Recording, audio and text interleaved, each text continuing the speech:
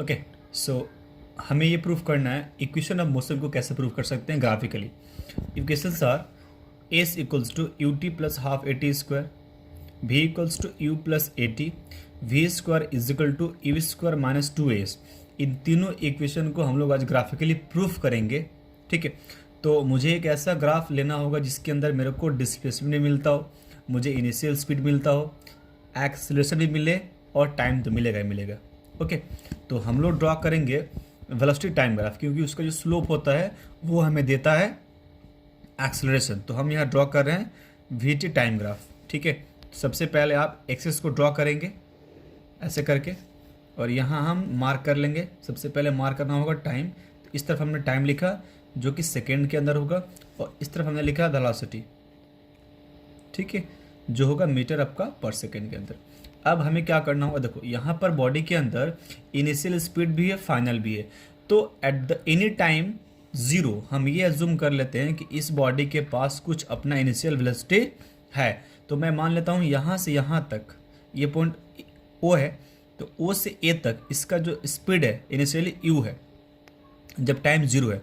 अब जैसे जैसे टाइम बढ़ना स्टार्ट हुआ, इसका जो वेलोसिटी है वो इंक्रीज हो गया, लिनियरली इंक्रीज हो रहा है। अब ये हम यहाँ पहुँच गए, मान लेते हैं ये पॉइंट मेरा बी पॉइंट है। तो अब इस पॉइंट को वैसे आप टाइम भी ड्रॉ करेंगे, इस ग्राफ को जब इसे ड्रॉ करेंगे तो मुझे ये जो वैल्यू मिलेगा ना, ये जो स्ट्रक्चर मिलेगा, जब पार्टिकल पॉइंट बी तक पहुंचा तो उसका स्पीड हो गया v। कितना हो गया v? तो हम यहाँ इसको नाम दे दे रहे हैं c, और ये हो गया मेरा d। अब इस पूरे ग्राफ को हम अच्छे से समझेंगे। देखो, तो पॉइंट ओ से डी तक आने में टाइम लगा है, टी लगा है, और उतना ही टाइम में पार्टिकल कहाँ पहुँच गया, भी पॉइंट पहुँच गया। तो पहले उसके पास इनिशियल स्पीड वेलोसिटी कितना था, यू था, तो यहाँ भी क्या होगा, यू हो गया। अब इसका पूरा वेलोसिटी कितना है, वी है, फाइनल है। तो बी सी का वैल्यू कितना होगा, जो बी सी हमारा है, बी सी का जो वैल्यू होगा वो हो जाएगा फाइनल माइनस इनिशियल वेलोसिटी। तो ये हो गया आपका वी माइनस यू, ये हो गया मेरा बी सी का वैल्यू। ओ ए का वैल्यू हम जानते हैं, ओ ए का वैल्यू कितना है, यू, उसको हम मान के रखे हैं। उसके बाद जो आपका सी डी है वो भी इसके बराबर है, तो सी डी यहाँ लिख लेंगे। ओ टी, जो ओ डी का वैल्यू कितना है, टी है, तो यहाँ पर हम टी लिख ले रहे हैं। अब हम यहाँ पर यूज़ करेंगे स्लोप का कॉन्सेप्ट। ये एंगल थीटा है, हम स्लोप निकाल सकते हैं। In triangle A C B इसका स्लोप क्या होगा, तो स्लोप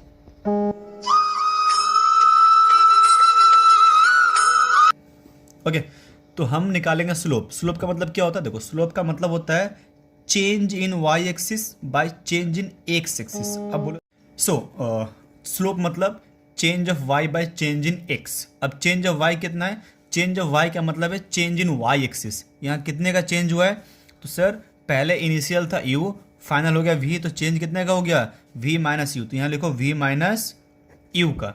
अच्छा, चेंज इन एक्स का मतलब क्या है, मतलब चेंज इन एक्स एक्सिस कितना हुआ है।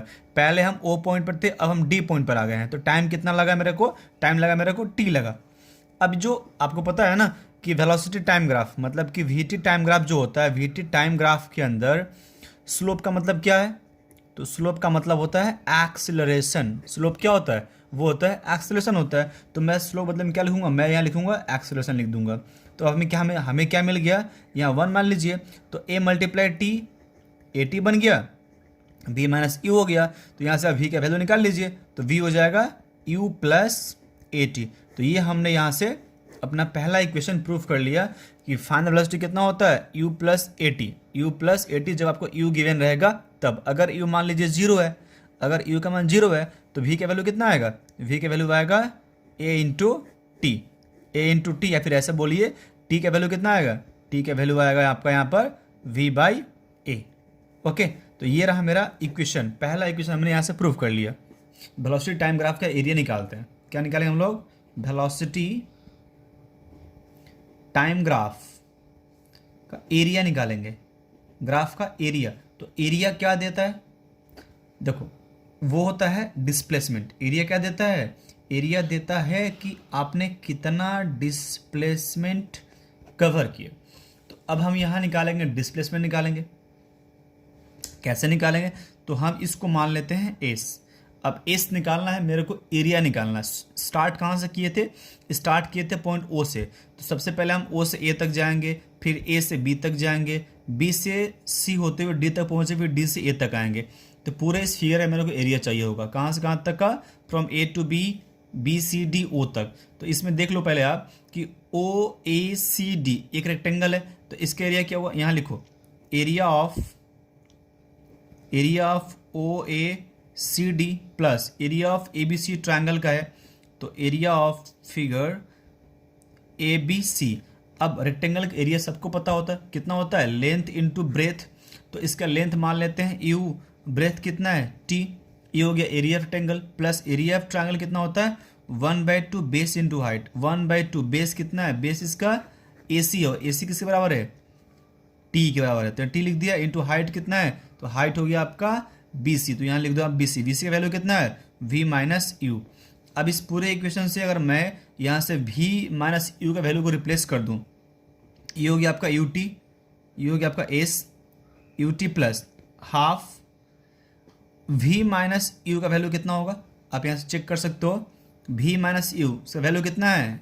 ए टी है, तो यहाँ लिख दो टी इंटू ए टी। तो ये बन जाएगा S equals to U T plus 1/2 A into T square, A T square. तो ये रहा आपका सेकेंड नंबर इक्वेशन, जिसके अंदर हमें टोटल डिस्प्लेसमेंट निकालना होता है इस पूरे पार्टिकल के मोशन का।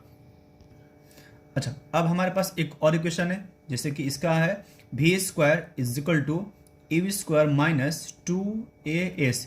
इस वाले इक्वेशन को प्रूफ करना है। अब इस इक्वेशन में आप एक बात ध्यान से देखो, इसमें कहीं भी टी नहीं है, मतलब ये जो इक्वेशन है ये टी इंडिपेंडेंट इक्वेशन है। इसको हम यहाँ से अगर मैं बाकी दो इक्वेशन का यूज करके टी गायब कर दूँ तो मेरा काम हो जाएगा। तो हमने क्या सीखा? सर डिस्प्लेसमेंट का मतलब होता है you T plus half A T square, लिख दो यहाँ पर। ओके, एक काम करो, इस पूरे इक्वेशन से टी गायब कर दो। और टी का वैल्यू कितना है? टी का वैल्यू है, हमने पहले निकाल चुका है। टी का मतलब होता है वी माइनस यू बाई ए, ये वैल्यू होता है, बैठा दिया यहाँ पर। तो ये हो गया यू, टी का मतलब कितना है? V minus U by A plus 1/a।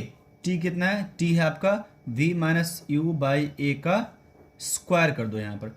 अब इसको सॉल्व करो, जो आएगा आपका आंसर हो जाएगा। सो यहाँ पर इसको मल्टीप्लाई कर सकते हैं, A into V U V minus A into U square divide by A plus 1/2 A into V minus U का whole square, that is V square plus U square minus 2uv divide by A square. तो इससे एक एक cut जाएगा। अब पूरे equation में क्या है? a 2a, एलसीएम कर लो, एलसीएम 2a हो गया, तो a से एक कट गया, बचेगा क्या? 2, तो 2 मल्टीप्लाई पूरा, तो 2uv minus 2u square plus 2a cut गया, तो सिर्फ बचेगा ये वाला वैल्यू। तो यहाँ लिख दो यहाँ पर V square plus U square minus 2uv। अब थोड़ा सा सॉल्व करते हैं, आपको क्या मिलेगा? यहाँ से s बराबर, यहाँ से ये 2uv प्लस में और ये माइनस में कट जाएगा।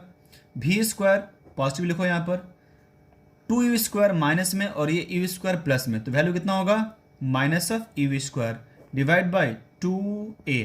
नाउ क्रॉस मल्टीप्लाई, तो ये इधर और ये इधर हो गया। So V square minus of U square का वैल्यू कितना हो गया? 2a इंटू एस, तो 2as। यहाँ से वी स्क्वायर कितना आएगा? वी स्क्वायर आएगा, इस वाले को वैल्यू को इधर भेज दो, तो ये हो गया आपका यू स्क्वायर प्लस 2as। तो इस तरीके से हमने इक्वेशन ऑफ मोशन के तीनों सवाल को प्रूफ कर लिया है।